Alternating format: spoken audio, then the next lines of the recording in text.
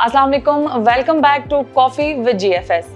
हमेशा की तरह आज भी मैं नादिया मुनीर आपके सामने जीएफएस के प्लेटफॉर्म से एक ऐसी शख्सियत को लाने जा रही हूं जो कि बहुत कामयाब हैं। जीएफएस का ये एक मोटो रहा है कि वो खुद तो कामयाब होते ही होते हैं मगर अपने साथ दूसरों को भी कामयाब करते हैं, खासतौर पर वो लोग जो उनसे जुड़े रहते हैं। और ऐसे ही एक सक्सेस स्टोरी मिस्टर सलमान की आपसे मैं शेयर करने वाली हूँ। मिस्टर सलमान व्यास जो कि अपनी कंपनी रन कर रहे हैं सलमान एंड सन्स के नाम से, साथ ही साथ जीएफएस के साथ वो काम भी कर रहे हैं as a special person, as a platinum dealer. हम उनसे बातचीत करेंगे। मैंने इनकी खूबी ये सुनी है कि ये मार्केट में अपना ट्रस्ट बहुत ज़्यादा डेवलप कर चुके हैं। यकीनन सब जानते हैं इस बात को कि मार्केट में ट्रस्ट डेफिशिएंसी बहुत ज़्यादा पाई जाती है। जब इनसे इनकी स्पेशलिटी के बारे में इनसे जाना गया तो हमें पता ये चला कि ये ट्रस्ट की वजह से फेमस है। मजीद हम इनसे इनकी सक्सेस स्टोरी जो है वो इनकी ज़ुबानी सुनेंगे और देखते हैं कि वो हमें क्या कहते हैं। अस्सलाम वालेकुम। Welcome to Multan. Thank you so much, thank you so much. I am good, करम मालिका। आप बताएं आप कैसे हैं? मैं खैरियत से, ठीक ठाक, अल्लाह का शुक्र। और मैंने तो सुना था कि आप स्क्रीन शायर हैं लेकिन मुझे लग नहीं रहा। मेरा ख्याल है मैं थोड़ी सी शाय हो रही हूँ। नहीं, ऐसा बिल्कुल भी नहीं है। मैं कैमरा शाय हूँ और मैं कैमरा पे मैं थोड़ा सा शाय रहता हूँ, लेकिन आज देखते हैं ये इंटरव्यू कैसा रहता है। नहीं, इंशाल्लाह अच्छा जाएगा। मैं इतनी पावर रखती हूँ कि मैं फर्स्ट लाइन से जज कर सकती हूँ। That's great. ठीक है सर, मुझे आप अपने अल्फाज में थोड़ा सा बताएं कि that who is Salman Ghiyas, हम कैसे जानते हैं? सलमान गयास अगर आप बात करती हैं मार्केट में तो अल्हम्दुलिल्लाह ट्रस्ट के नाम से जाना जाता है। और मैंने अल्हम्दुलिल्लाह कुछ ही अरसे में अल्लाह ताला ने मुझे बड़ा तरक्की दी इस फील्ड में, रियल स्टेट में। मैं पहले रियल स्टेट में नहीं था, बट पिछले 5 सालों में ही हमने, अल्लाह का शुक्र है, बहुत ज़्यादा नाम कमाया और अल्लाह ताला ने हमें बड़ी तरक्की दी। ठीक है, आपका स्टडी बैकग्राउंड क्या है, मुझे कुछ बताएं अपने बारे में कि आपने कब स्टार्ट किया था, कहाँ से स्टार्ट किया था? मुल्तान में ही रहे या किसी और शहर से? नहीं, मेरी पैदाइश हुई थी सऊदी अरेबिया में। मेरी इनिशियल स्कूलिंग भी सऊदी अरेबिया से थी। फिर हम मूव कर गए पाकिस्तान, तो मेरी फिर स्कूलिंग और कॉलेज वगैरह वो सारा कुछ पाकिस्तान में। मैंने एमबीए किया बैक इन 2006। अच्छा, माशाल्लाह। उसके बाद फिर मैं टेलीकॉम सेक्टर में एसोसिएटेड रहा। उसके बाद मैंने बहुत बड़े कॉन्ग्लोमेरेट, आपने नाम सुना हुआ होगा, एंग्रो फर्टिलाइजर्स। जी बिल्कुल, एंग्रो में मैंने 11 साल सर्व किया। अच्छा, और माशाल्लाह, पिछले तकरीबन 5 साल से मैं रियल स्टेट के फील्ड में हूँ। पिछले 5 साल से मैं अपना सेल्फ एम्प्लॉयड हूँ और अपना काम कर रहा हूँ। जबरदस्त। आपने अपनी कंपनी जो है वो स्टार्ट की? जी, मेरी अल्हम्दुलिल्लाह 2 कंपनीज हैं, सैयद प्रॉपर्टीज और सलमान एंड सन्स। माशाल्लाह, हमसे एक नहीं चलाई जाती और आप 2 चला रहे हैं। Thank you very much. Easy होता है, आप टैकल कर लेते हैं? It's not that easy, but अगर आपको अच्छे लोग, अच्छी टीम आपको मिल जाए तो चीज़ें और सिस्टम्स आप डेवलप करने में कामयाब हो जाए तो 2 चीज़ें मैटर करती हैं, आपके सिस्टम्स और आपकी ह्यूमन रिसोर्स। अगर ये दोनों चीज़ें अच्छी हैं तो आप कुछ भी कर सकते हैं। बेहतरीन। सर, लेट अस नो कि सलमान गयास को ये आइडिया कैसे आया कि एट अ टाइम वो 2 कंपनीज को रन करें? एक्चुअली इससे पहले हम जो मेरी प्रीवियस कंपनी है उसमें हम एक प्रोजेक्ट के साथ बहुत ज़्यादा एसोसिएटेड थे। ठीक है। तो जब जीएफएस मुल्तान में आया तो जीएफएस के साथ मैं मुल्तान में पहला उनका सेलिंग पार्टनर था और अल्हम्दुलिल्लाह मुल्तान में ज़बरदस्त, जी, मुल्तान का वाहिद प्लैटिनम सेलिंग पार्टनर भी इस वक्त मैं हूँ। तो उसके लिए फिर हमने एक एक्सक्लूसिव ऑफिस बनाया 7 वंडर सिटी के लिए। तो उसके लिए हमने फिर नया नाम इसको दिया, सलमान एंड सन्स के नाम से। ज़बरदस्त, माशाल्लाह। तो अब मुझे एक बात बताएं कि आप 2 कंपनीज को एट अ टाइम मैनेज कर रहे हैं तो इजी रहता है? इज इट पॉसिबल कि हाँ एक बंदा इजीली एट अ टाइम 2 चीज़ों को मैनेज कर रहा है? जी, डूएबल है, बिल्कुल डूएबल है। इसमें कोई इतना बड़ा मसला नहीं है। यस, आपको कुछ चीज़ों पे सिस्टम्स बनाने पड़ते हैं, बट इट इज़ डूएबल। तो सर, आपकी गैर मौजूदगी में कौन करता है? मतलब ऑब्वियसली आप हर वक्त तो नहीं दोनों जगह मौजूद होते, सो कोई भाई, कोई फ्रेंड हु इज हेल्पिंग? नहीं, इस तरीके से मेरा नहीं है। मेरा एक ही भाई है जो कि कराची में होता है। ठीक है। तो बल्कि मैं काफ़ी दफ़ा ज़रूरत महसूस करता हूँ कि वो हमें ज्वाइन कर ले, बट वो अपने करियर में काफ़ी आगे जा चुका है। बट मैं उसको ऑन एंड ऑफ ऑफर देता रहता हूँ कि आए। इस तरीके से यस, इस टाइप का रिसोर्स मैं बिल्कुल मिस करता हूँ कि ऐसा कोई रिसोर्स होना चाहिए कि जब आप मुल्क से बाहर जाएं या आउट ऑफ सिटी जाएं तो there should be someone very trustful कि जिस पर आप आंख बंद कर यकीन कर सकें। लेकिन उसमें अगर मैं क्रेडिट दूं तो अगर मैं शहर से कभी बाहर जाता हूं तो मैं चेक्स वगैरह साइन करा के करके और अपनी वाइफ के पास रखवा के जाता हूं। इन दैट केस वो जो भी मैं उसको इंस्ट्रक्शन देता रहता हूं और वो तो वो ट्रस्टवर्दी जो है वो फाइल्स और मेरे जो ब्लैंक चेक्स हैं उसके पास पड़े। अच्छा सही है। ब्लैंक चेक्स मामला बहुत खतरनाक है। कितने आपने शादी की है तो आपके मतलब कितने बच्चे हैं? मेरे अल्हम्दुलिल्लाह जी 5 बेटे हैं। एक्चुअली जब ये मैंने नई कंपनी बनाई, नया ऑफिस बनाया तो मैं डिफरेंट नामों के ऊपर वर्किंग कर रहा था। तो मेरी वालदा ने कहा कि मेरे किसी एक बेटे के नाम के ऊपर कंपनी का नाम रखा जाए। ठीक है। तो फिर मैंने कहा कि ये बड़ा इनजस्टिफाइड, ये जस्टिस नहीं हो पाएगी, तो मैंने फिर अपने सारे बेटों के नाम पे मतलब सलमान एंड सन्स इस वजह से अपनी कंपनी का नाम रखा। माशाल्लाह ज़बरदस्त, बहुत अच्छा। यानी कि अभी आपको एक भाई सपोर्ट नहीं करें, फ्यूचर में आपने 5 इंशाल्लाह माशाल्लाह फौज रेडी रखी हुई है। अच्छा सही हो गया। अच्छा मुझे ये बताइएगा कि आपकी लाइफ जर्नी में मतलब आप जब एक लड़का जवान हुआ तो उसने भी बहुत सारे बिजनेसेस सोचे होते हैं, देखे होते हैं। आप जॉब फील्ड में भी रहे, आपने एक लॉन्ग टर्म पे जो है वो आपने जॉब की हुई है, उसके बाद आप बिजनेस की तरफ आए। तो कैसे ये आपके माइंड में कैसे है कि रियल एस्टेट ही करूँगा मैं, रियल एस्टेट ही करना है मुझे? Why you choose real estate? Actually मेरा जो जब मैंने अपनी स्टडीज़ कंप्लीट की तो मेरा जो एक गोल था, जो मेरा एक ड्रीम था, वो यही था कि मैं अपना बिजनेस करूं। ठीक है। बट जब मैं जॉब करने लगा तो जाहिर बात है फिर आप थोड़े से वहाँ पे करियर ओरिएंटेड हो जाते हैं कुछ, और आप फिर एग्जिट नहीं ले पाते। तो काफ़ी लंबा अरसा मुझे जॉब करते हुए गुजर गया। फिर लेकिन साथ साथ मैं कुछ ना कुछ ज़रूर करता था, स्टॉक्स, कमोडिटीज़ वगैरह ज़रूर करता था ताकि मैं इन टच रहूँ। तो फिर अनफॉर्चुनेटली मेरा एक्सीडेंट हो गया और मैं 2 साल के लिए बेड रिडन हो गया था। ओहो, अच्छा। उस वक्त मेरा जो एम्प्लॉयर था उसने मेरा खैर बहुत साथ दिया, बट फिज़िकली मैं थोड़ा कोप अप नहीं कर पा रहा था, अनफिट हो गया थोड़ा सा। अभी मैं थोड़ा सा कम चलता हूँ, तो अल्हम्दुलिल्लाह I am on my own.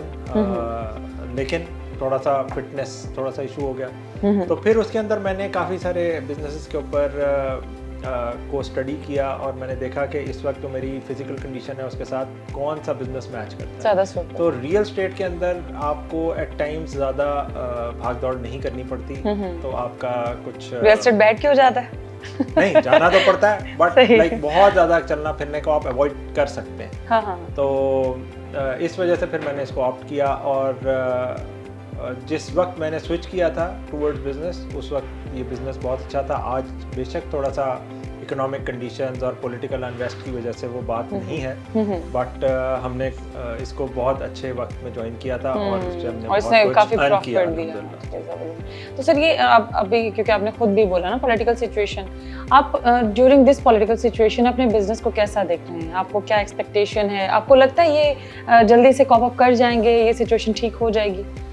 देखें, करंटली जो पिछले 6 महीने से इस कंट्री में हो रहा है, उसके बाद हर बिजनेस स्ट्रेस में है, और उसका सबसे ज़्यादा इम्पैक्ट जो है वो आपको पता है कि वो रियल एस्टेट के ऊपर आता है। सही, बिल्कुल। ठीक है, बट एक चीज़ हम नेगेटिव की बात तो हर वक्त करते हैं, बट हमें पॉजिटिव बात भी करनी चाहिए। जी। अगर मैं स्पेसिफिकली मुल्तान के हिसाब से बात करूँ तो गोइंग फॉरवर्ड हर एक को पता है कि ये प्रोविंशियल कैपिटल है।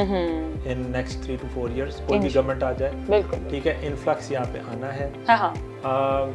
डॉलर, गोल्ड और गाड़ियों के बाद इसकी टर्न आनी है। हर चीज़ महंगी हो चुकी है।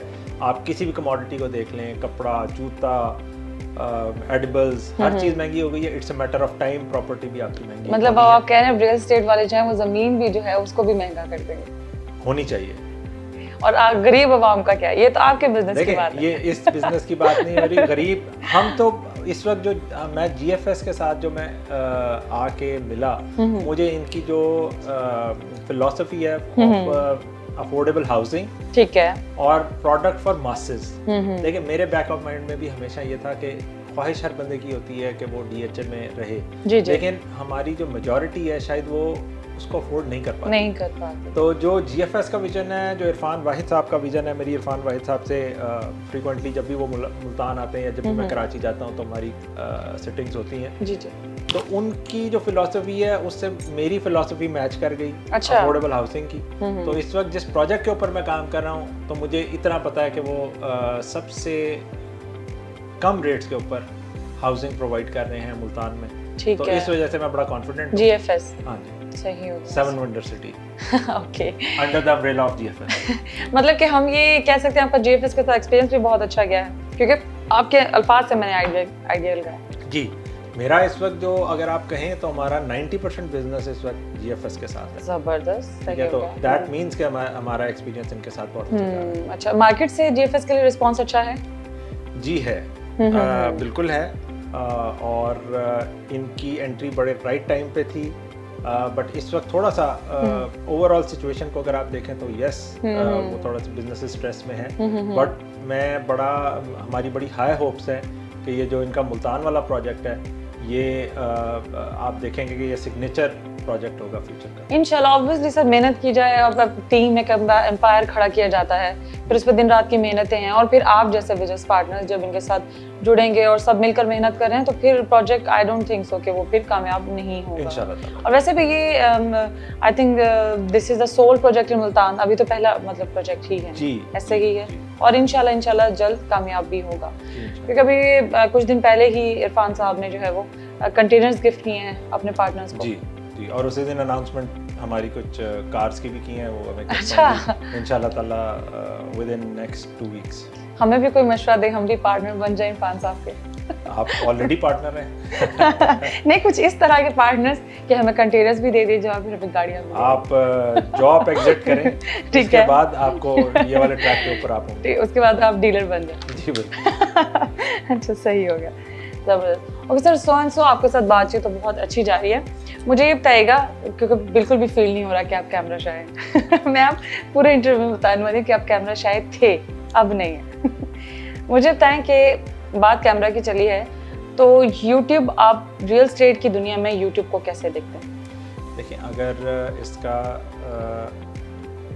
हमारे पास कंटेंट की कमी नहीं है, जो कमी है वो क्वालिटी कंटेंट की है। ओके, ठीक है, तो लोग इस मीडियम को बहुत अच्छा इनकैश करा रहे हैं और उनकी जो एक्सेस है वो ग्लोबल लेवल तक चली गई है। यंगस्टर्स इस मीडियम को बहुत अच्छा लेकर जा रहे हैं और इससे बहुत ज़्यादा बिजनेस को आपका बिजनेस ले रहे हैं वो लोग, अच्छी अर्निंग्स कर रहे हैं। तो बात सिर्फ वही है कि आपको इंटरनेशनल ट्रेंड्स को देखना चाहिए, ठीक है, और क्वालिटी के ऊपर जरूर वो करना चाहिए। अगर आप मेहनत कर रहे हैं तो आपको रिजल्ट जरूर। नो डाउट, बिल्कुल। मुझे लगता है कि आपको लगता है कि रियल एस्टेट में भी YouTube हेल्प कर रहा है, मतलब कि बहुत ज़्यादा व्लॉगिंग हो रही है YouTube पर, बहुत ज़्यादा YouTube के थ्रू इन्फॉर्मेशन जो है डिलीवर की जा रही हैं। अब पोस्ट से ज़्यादा, क्योंकि सम टाइम मेरे पास भी है, मैं पोस्ट को मैं स्क्रॉल कर देती हूँ ना, लेकिन कोई वीडियो हो तो मेरी भी कोशिश होती है अच्छा मैं रुक के सुन लूँ इसको। बिल्कुल कर रही है, और आपने ये देखा होगा कि कोरोना के बाद कुछ प्रैक्टिसेस ग्लोबली चेंज हो गई। ओके, ठीक है, तो लोग जब कोरोना में लॉकडाउन में घर में थे तो इट वाज नॉट पॉसिबल कि वो जाके इंफॉर्मेशन गैदर करें, तो सब इंटरनेट यूजेज जो है वो उस एरा में बढ़ा, बहुत ज़्यादा यूज, तो वो उसके अंदर ये। और फिर दूसरी बात ये, जो हम लोगों की मेजर इन्वेस्टमेंट मुल्तान पाकिस्तान के अंदर जो आती है इन रियल स्टेट, वो ओवरसीज से आती है। तो ओवरसीज हमेशा आपको यूट्यूब से फॉलो कर रहे होते हैं, तो इट इज़ वेरी नेसेसरी कि आपकी अगर प्रेजेंस वहाँ पे होगी तो it will pay you back. ठीक है, ठीक है। आपके भी कंपनी का कोई है यूट्यूब? यूट्यूब चैनल नहीं है हमारा, इंस्टाग्राम, फेसबुक ये सारे हैं। किस नाम से हैं? सलमान सन्स पीके। जबरदस्त, हम भी फॉलो करेंगे ना, इस वजह से आप भी GFS के पेज को फॉलो करिएगा। जी, मैं ऑलरेडी कर रहा हूँ। इरफान साहब के पेज को भी, जो उनका पर्सनल है, उसको भी फॉलो कर रहा हूँ और GFS को भी फॉलो कर रहा हूँ। अच्छा अच्छा, तो सर पेज पे भी मैसेजिंग चैटिंग करते हैं, पेज से भी बातें शातें करते हैं आपके साथ इरफान साहब? नहीं, ऐसा कभी इत्तेफाक नहीं हुआ। Just a part of joke. नहीं, वो बड़े बिजी होते हैं, तो जब भी बात करनी होती है तो एक क्विक कॉल के ऊपर ही हो जाती है। सही। अच्छा, नेगेटिव इम्पैक्ट आप कोरोना का बताइएगा कि ड्यूरिंग कोरोना आपका बिजनेस कैसा रहा? ड्यूरिंग कोरोना बेशक बाकी बिजनेसेस इतने ठीक नहीं जा रहे थे, बट रियल स्टेट ने पाकिस्तान में ग्रो किया। आपने देखा होगा हर बिजनेस, यानी कि हर रियल स्टेट के प्रोजेक्ट ने अपनी पीक को छुआ। ठीक है, उसमें काफ़ी सारे मतलब लोगों के पास इन्वेस्टमेंट की अपॉर्चुनिटीज़ कम थी। जी जी। मतलब कमोडिटीज़, रियल कमोडिटीज़ की तरफ वो नहीं जा पा रहे थे, और बिजनेसेस मतलब रिटेल बिजनेसेस थोड़े से हिट हुए हुए थे उस वक्त। तो सबके पास एक ही सबसे अच्छी ऑप्शन उस वक्त रियल स्टेट थी।